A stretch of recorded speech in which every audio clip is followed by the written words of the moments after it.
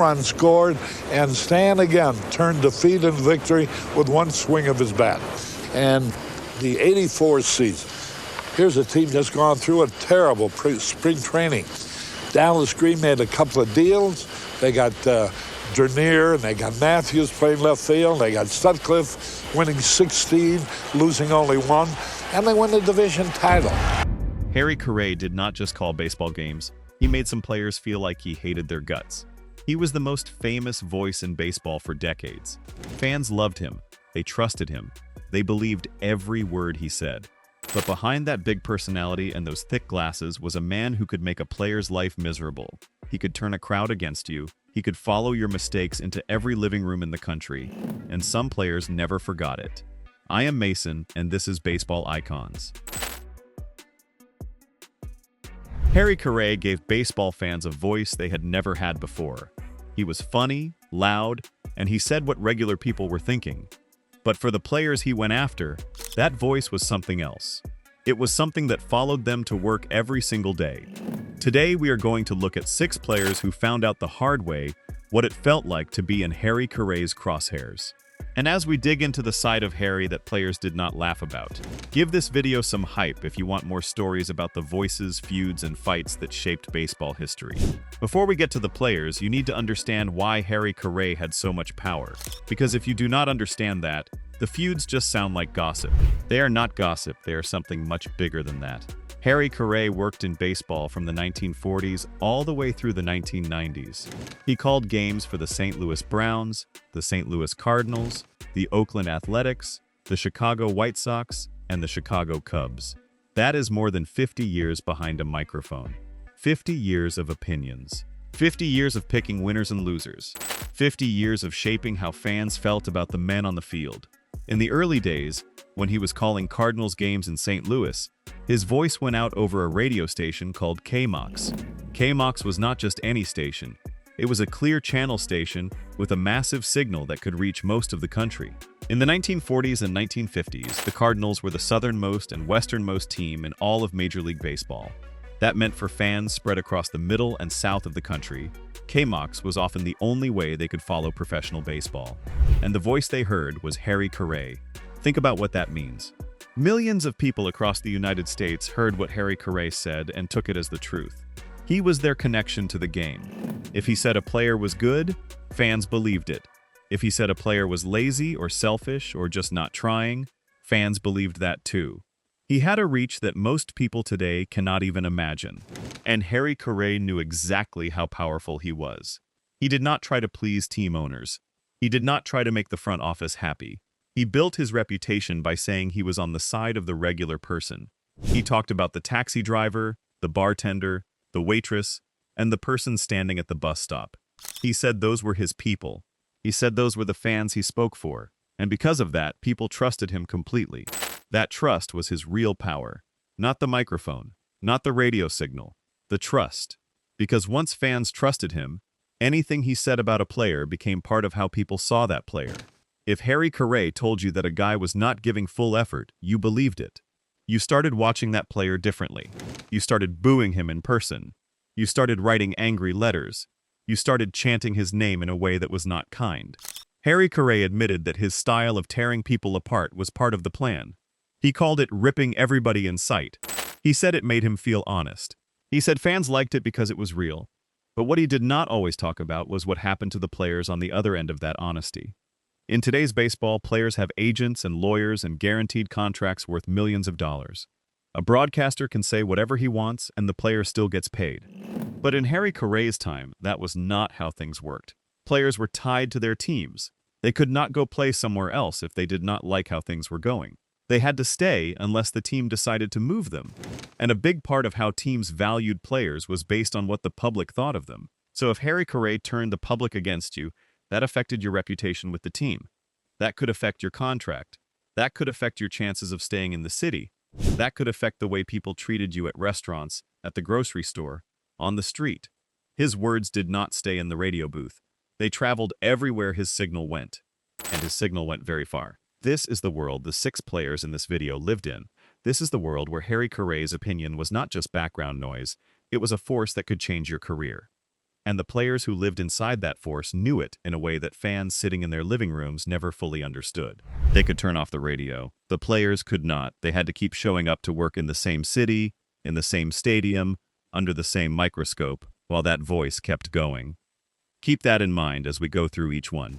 We are going to start with number 6 on our list and work our way up to the biggest feud of all. Number 6. Rick Sutcliffe. Rick Sutcliffe was a pitcher for the Chicago Cubs who became one of the most beloved players in the history of that franchise. In 1984, he helped lead the Cubs to the postseason for the first time in decades. Cubs fans loved him. He was a big, tough, hard-nosed competitor who wore his emotions on his sleeve.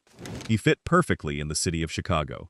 He and Harry Caray were both beloved figures at Wrigley Field. And yet, even between two popular figures, Harry Caray managed to find a fight. This one was not about effort or character. It was not about Sutcliffe's attitude or his heart. It was about one specific move, one pitching tactic that Sutcliffe used later in his career to slow down base runners and control the pace of the game. As Sutcliffe got older and his physical dominance faded a little, he started using strategy more. One of his favorite tactics was a move where he would fake a throw to third base to freeze the runner there, then quickly spin and throw to first base to try to catch a runner off guard. It is a legal move. Pitchers have used it for decades, but it is slow, and it does not work very often. And Harry Caray hated it with every fiber of his being. Every single time Sutcliffe used that move on a WGN broadcast, Caray would groan. He would complain loudly to anyone listening. He called the move old-fashioned and useless. He said it belonged in a different era. His exact phrase was that the move went out with high-button shoes. He said it slowed the game down and accomplished nothing. He said it over and over again, every time Sutcliffe tried it, in front of a national audience. Because that is the other thing about WGN. By the time Caray was with the Cubs, his voice was not just reaching Chicago. WGN was a cable station that went into homes across the entire country. The Cubs were called the national team because so many people around America could watch them on cable every afternoon. So when Caray mocked Rick Sutcliffe's pickoff move, he was not just mocking it in front of Cubs fans. He was mocking it in front of everyone. But then came July 19, 1988. The Cubs were playing the San Francisco Giants. Sutcliffe was on the mound. A runner was on first base. The runner's name was Brett Butler. And Sutcliffe decided, in front of the entire country, to use that move one more time. Harry Caray had spent years telling everyone it never worked. Years of groaning and complaining and shaking his head. And then Rick Sutcliffe faked the throw to third, spun to first, and instead of just throwing the ball, he ran toward the base himself and tagged Brett Butler out with his own hand. Caray could not believe it. He had to admit he was wrong. He had to eat every single word he had said about that move, right there on live television, in front of millions of people. Now, this is not the most damaging feud on this list. Nobody is saying Caray ruined Sutcliffe's career or turned fans against him. The relationship between the two was more comic than cruel. But it still shows something important about Harry Caray.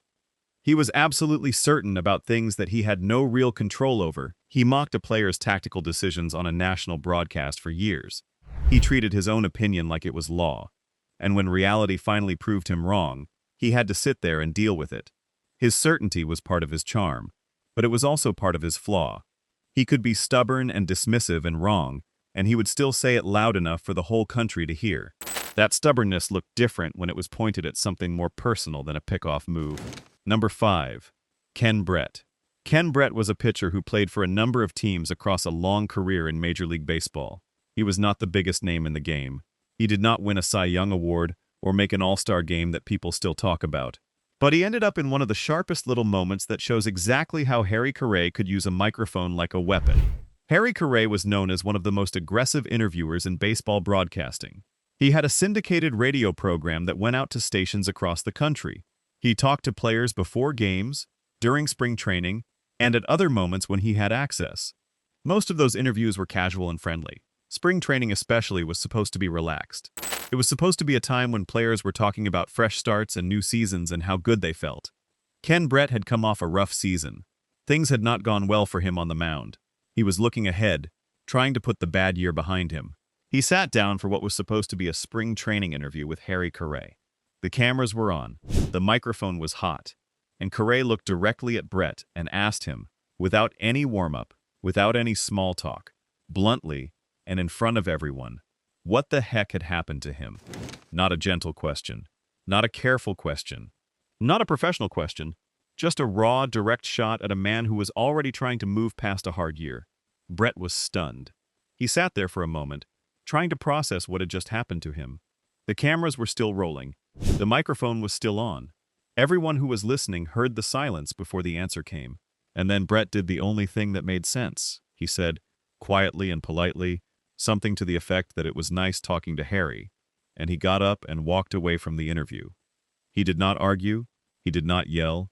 He simply removed himself from the situation with as much dignity as he could hold on to. He refused to participate. He refused to play along. He refused to give Harry Caray the entertainment he was clearly looking for. From a fan's point of view, moments like that were funny. Caray being blunt and unexpected was part of why people loved him. Fans thought it was real. They thought it was refreshing.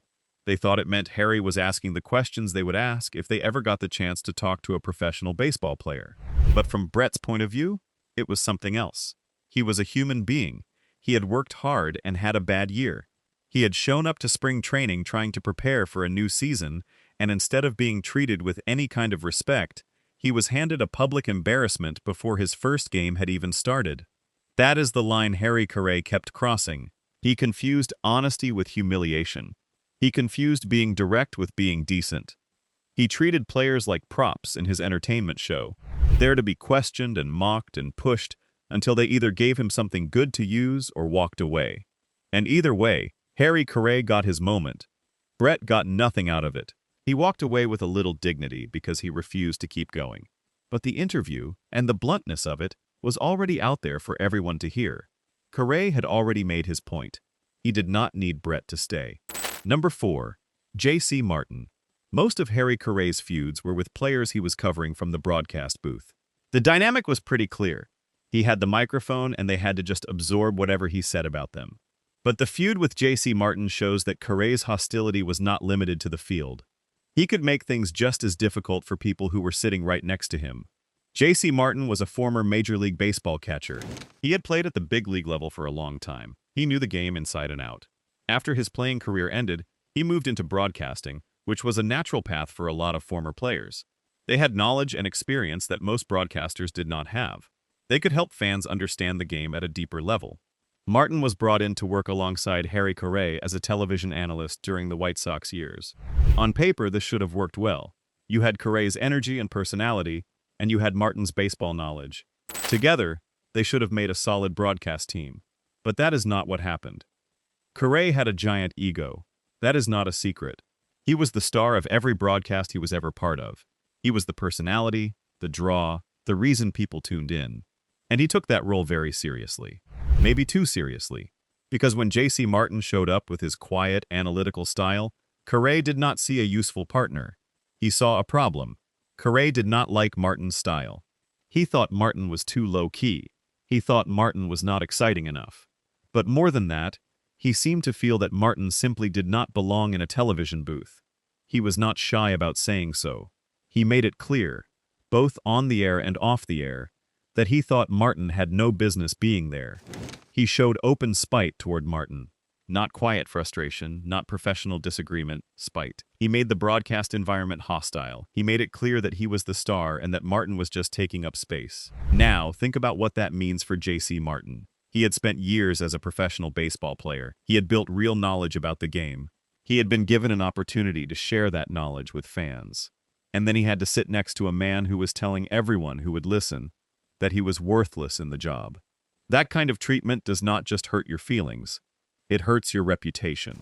It makes other people in the industry wonder if the criticism is right. It makes it harder to get the next job. Harry Caray had turned his domination of the broadcast booth into something personal and ugly. He did not want a partner. He wanted an audience. And if you were not going to be his audience, he was going to make the experience as difficult as possible. This feud matters because it shows the pattern in a very clear way. Caray was not just tough on struggling players. He was not just hard on people who made mistakes on the field. He was tough on anyone he felt was near his spotlight. He was tough on anyone who took up space in a booth he considered his own. J.C. Martin was not a rival. He was not trying to take over. He was not challenging Caray for anything. He was just doing his job. And that was apparently enough to make him a target. Number 3. Curt Flood. Curt Flood is one of the most important players in the history of Major League Baseball. He was a Cardinals outfielder and a 7-time Gold Glove winner, which means he was one of the best defensive outfielders in the entire sport for 7 different seasons. He was smart, proud, and deeply aware of how baseball actually worked as a business. He understood power. He understood how decisions got made and who got to make them. And that awareness made him uniquely dangerous to Harry Caray's story, because Flood was not just another player who felt hurt by something Caray said. He was a player who understood exactly what was being done to him and why it mattered. Caray criticized Flood's play on the air. He questioned defensive decisions. He pointed out mistakes. In isolation, you could argue that is just what a broadcaster does. But Flood saw it differently. He saw it for what it actually was. In the era when Curt Flood was playing, players did not have the freedoms they have today. Under something called the reserve clause, a player belonged to his team. He could not choose to go somewhere else. He could not decide his own future. If the team wanted to keep him, they kept him. If the team wanted to trade him, they traded him. He had almost no say in any of it. In that world, your reputation meant everything. Not just to the fans, but to the people who actually made decisions about your career. Team executives listened to the public mood. They paid attention to what fans were saying and thinking. And in St. Louis, what fans were saying and thinking was shaped in enormous ways by what Harry Caray said on KMOX. If Caray turned the public against you, that signal reached the front office. It reached the people who decided how much to pay you. It reached the people who decided whether to keep you or trade you. It reached the people who could end your time in a city overnight. Flood understood all of this. He understood that Caray's criticism was not just noise. It had real consequences. It could affect endorsement deals. It could lower your standing with the executives who controlled your future. It could make the team less likely to fight for you in a negotiation, because the public had already decided you were not worth fighting for. Flood said it simply and directly. He said that Caray, by shifting and manipulating public opinion through his emotional broadcasts, actively affected the livelihood of the players he targeted. Not their feelings, not their popularity, their livelihood, the money they made, the security they had, the futures they were trying to build. That is the most important statement in this entire video, because it cuts through everything else and gets to the real issue. Harry Caray was not just a loud fan. He was not just an entertainer. He was a man with enough power to change the financial reality of another man's life. And he used that power without apology, and without much thought about the human cost. Curt Flood spent the last years of his career fighting for player rights in baseball. He challenged the reserve clause in court. He put his own career on the line to give future players the freedoms they now enjoy. He understood that systems with too much power over individual people were dangerous. He lived that danger every time Harry Caray opened his mouth on KMOX. Number 2. Ken Boyer. Ken Boyer was a star third baseman for the St. Louis Cardinals during one of the most important stretches in franchise history. He was a great player. He could hit for average and power. He was a reliable presence in the lineup for years. And during the time Harry Caray was the voice of the Cardinals, Boyer became one of his most consistent on-air targets. The story of how this feud started is one of the most revealing things about Harry Caray, because it was not about a slump. It was not about a bad year. It was not even about something Boyer did on the field. It started because of something that happened before a game, something small, something that any reasonable person would look at and say does not justify what followed.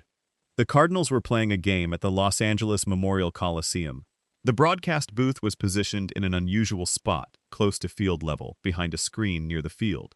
Harry Caray, seeing an opportunity, tried to grab Ken Boyer as he was coming off the field and pull him over for an unscheduled live radio interview. Right there, mid-game, with the action still going on around them. Boyer said no. He said the game was going on, and he could not stop and talk on the radio. That is it. That is what started it. Boyer did not insult Caray. He did not push him away. He did not say anything mean or disrespectful. He simply said he was in the middle of a baseball game and could not stop to do an interview that had not been planned in advance. Harry Caray took that as a personal attack. He viewed the refusal as a profound insult. He decided that Boyer had disrespected him in public, and from that moment forward, he launched a campaign against Ken Boyer that lasted for years. If Boyer struck out in a big moment, Caray was brutal about it. If Boyer made an error, Caray made sure everyone heard about it and heard about it again. If Boyer got a double, Caray would find a way to minimize it, saying that a real slugger would have hit that ball out of the park. Every failure was magnified, every success was shrunk down or ignored.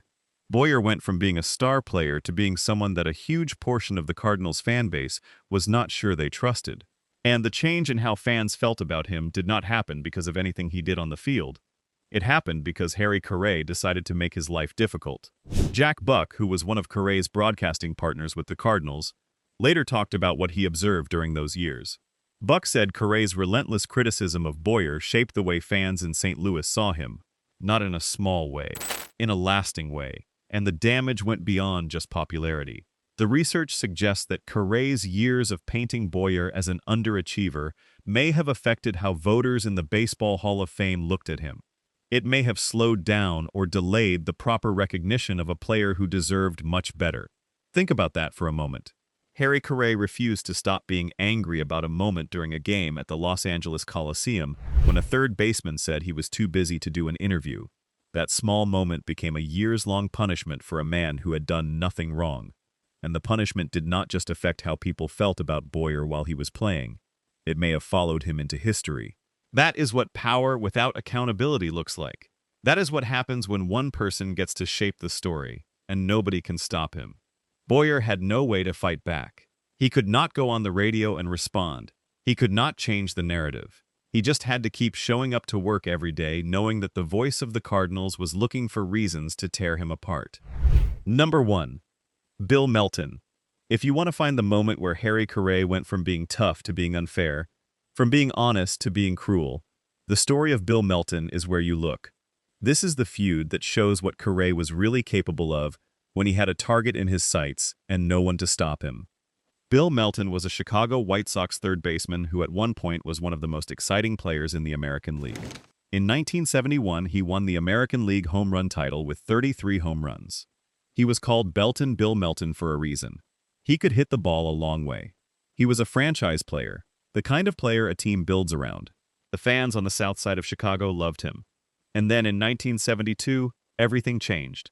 Not because Melton stopped trying, not because he lost his edge, not because he became a different person or stopped caring about baseball. It changed because of something that had nothing to do with the game at all. Melton suffered 2 herniated discs in his spine. The injury happened when he was trying to catch his son who was falling from a garage roof. He was not doing anything reckless. He was being a father. He was trying to protect his child. And in doing that, he suffered an injury that was severe enough to damage his career permanently. The treatments he went through after the injury were experimental and difficult. The medical procedures had real consequences for his body. His power at the plate was never what it had been before. His ability to move in the field was affected. He had been a home run champion, and now he was a player just trying to hold on and stay productive despite a body that was not cooperating anymore. Harry Caray did not care about any of that. He kept right on going. He focused on the errors. He pointed out the subpar base running. He talked about what Melton was doing wrong every chance he got. And as the White Sox team around Melton declined through the mid-1970s, Caray's criticism of Melton got more personal. It was not just about what Melton was doing on the field anymore. Caray started questioning his heart. He started questioning his motivation. He started suggesting that maybe Melton just did not care enough, that maybe he was not trying hard enough, that maybe the fans deserved better from him. Melton had won the home run title. He had given everything he had to that franchise. He had suffered a serious physical injury trying to save his child. And now the voice of the White Sox was telling every single fan in the city that Bill Melton was a man without enough motivation or commitment. By 1975, the tension had reached a point where it could not stay behind closed doors any longer. The two men crossed paths in a hotel lobby in Milwaukee, and Bill Melton did what a lot of players wanted to do, but did not have the courage to do. He confronted Harry Caray face to face. It was a public scene. People heard it. It was the kind of moment that is hard to walk back from. Melton told Caray exactly how he felt. He told him he was not being fair. He made it clear that he could handle criticism of his play. He understood that a broadcaster was going to talk about what he did on the field. That was part of the job. But he was not going to accept someone questioning his character. He was not going to accept someone telling the public that he was a man without heart or commitment when that person had no idea what he had been through. Melton later said that Caray had turned the Chicago fan base against him, that what Caray said on the air changed the way people in the city felt about him. And because of that, because of the damage to his reputation and the hostile environment it created, Melton requested a trade. He was moved to the California Angels. He left the city where he had been a home run champion as a man who was pushed out partly because of what a broadcaster had said about him. The story does not end there. Years later, in 1983, the White Sox had a great season and celebrated winning their division. During that celebration, a player named Greg Luzinski said something that a lot of people in that clubhouse had been thinking for a long time. He said the team's success was helped by the fact that Harry Caray was no longer around. That says everything. When a team wins a division title and part of the celebration is acknowledging that a broadcaster is gone, that broadcaster had too much power over the environment he was supposed to be covering. Harry Caray had not just reported on the White Sox. He had lived inside the franchise like a storm. And when the storm left, the team was finally able to breathe. Now, none of this means Harry Caray was not great at what he did. He was. That is the complicated part of this story. He was one of the most talented and entertaining broadcasters in the history of American sports. He made baseball feel alive in a way that very few people ever have. He made fans laugh, he made them feel connected to the game, he made them feel like someone in the press box was actually on their side for once. He broadcast shirtless from the bleachers on hot days at Comiskey Park. He sang "Take Me Out to the Ball Game" with the crowd during the 7th inning and made it feel like a celebration every single night. He worked alongside organist Nancy Faust, who played songs to match the action on the field and made the ballpark feel like a show. When owner Bill Veeck paired him with the unpredictable Jimmy Pearsall in the broadcast booth, the two of them sometimes argued on the air and completely lost track of the game, and the fans loved every second of it. The energy was real. The chaos was real. And the connection Caray built with everyday fans was real. When Caray left the White Sox in the early 1980s, it was because new ownership wanted to move games to a pay cable service called Sports Vision. Caray knew that meant a smaller audience and less influence. So when legendary Cubs broadcaster Jack Brickhouse retired, Caray made his move. He joined the Chicago Cubs in 1982, just as the Tribune Company was using a superstation called WGN to beam Cubs games into homes across the entire country. At WGN, Harry Caray became bigger than he had ever been before. He was no longer just a regional voice. He was a national celebrity. His 7th-inning stretch performances became famous. His personality became iconic. A whole generation of sports fans grew up knowing Harry Caray as the fun, lovable grandfather of baseball. But that is not the whole man. That Cubs image was a softer, gentler version of who Harry Caray had always been. When he moved to the Cubs, he was reportedly told to ease up on the harsh criticism. His player feuds faded. His sharpest edges were smoothed down for a national audience. The man who had pushed Bill Melton out of Chicago, who had run a years-long campaign against Ken Boyer because of a refused interview, who had made J.C. Martin's professional life miserable, who had told Curt Flood's story in a way that affected his livelihood, who had ambushed Ken Brett in front of everyone, and who had mocked Rick Sutcliffe on national television for years, that man became the friendly face waving his glasses at the Wrigley Field crowd. What many fans remember is the Cubs version. What many players remembered was everything that came before. And Caray's disputes were not limited to players. He had a long and toxic feud with broadcaster Milo Hamilton that started in St. Louis in 1954 and followed both men for the rest of their careers. Hamilton worked alongside Caray and Jack Buck with the Cardinals and was let go after one season.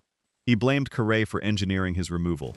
When their paths crossed again in Chicago in 1982, when Hamilton had expected to move into the top role the Cubs had open, Caray got the job and Hamilton was pushed aside again. Their relationship at the Cubs was poisonous. He made baseball broadcasts feel like something truly worth sitting down and paying close attention to. But legends can cast long shadows. And the men inside those shadows saw a different Harry Caray than the rest of the country did. They did not see the man who made Wrigley Field feel like a party. They did not see the man who waved and laughed and sang and made children fall in love with baseball. They saw what was underneath all of that. They saw what was there before the Cubs softened his image and gave him a national platform and turned him into something warm and safe. They saw the version of Harry Caray that had been sharpened by years of playing to a crowd that rewarded him every time he drew blood. They saw a man who could decide you were not good enough and say so on the air every night. They saw a man who could take a small slight and turn it into a multi-year punishment. They saw a man who confused his own popularity with righteousness and never stopped to consider that the player on the other end of his words was a human being with a career and a family and a future that could be damaged by what he said. Harry Caray gave baseball fans a voice. He made the game feel personal and alive in a way that mattered, and in a way that changed the sport forever. Fans remember the songs, the laughs, the holy cow moments, and the energy that no one could fake or replace. But for the players he targeted, that voice could feel less like a broadcast and more like a sentence.